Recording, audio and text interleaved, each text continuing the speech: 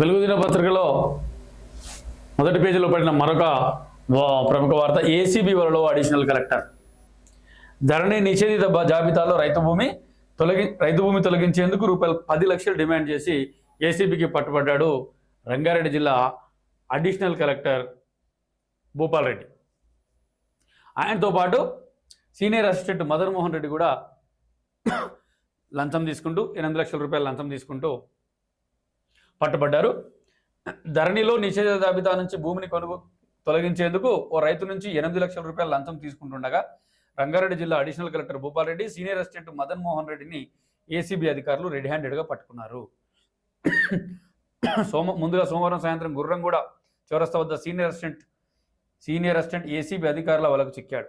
తర్వాత అతనిచ్చిన సమాచారంతో ఆర్ఓఆర్ సమీపంలోని పెద్దంబర్పేట చౌరస్తాలో అడిషనల్ కలెక్టర్ను కూడా పట్టుకున్నారని చెప్పేసి పట్టుకున్నారు. ఇది అన్ని పత్రికల్లో మొదటి పేజీలోనే వచ్చింది. ఇది సంచలనం. అడిషనల్ కలెక్టర్ అధికారి ఏసీబీకి దొరకడంతో కొంచెం అధికార వర్గాల్లో మాత్రం కొంచెం సంచలనం సృష్టించింది. ఒక రకమైన అందరూ ఉలికి పడుతున్నారు అధికారులు కూడా, ఇది ఏంది అని. ఏసీబీ మాత్రం వదలట్లేదు ఏంది అని. ఆల్రెడీ నిన్ననే సివి ఆనంద్ గారు, ఏసీబీ డైరెక్టర్ జనరల్ డీజీ గారు చాలా క్లియర్గా చెప్పారు, ఏసీబీ నుంచి ఎవరు తప్పించుకోలేరు అని. దానికి అనుగుణంగానే నిన్ననే ఒక అడిషనల్ కలెక్టర్ పట్టుబడ్డాడు.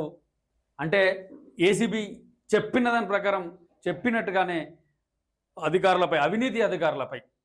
అవినీతి కార్యక్రమాలపై ఫోకస్ చేసిందని చెప్పేసి చాలా గట్టిగా చెప్పొచ్చు.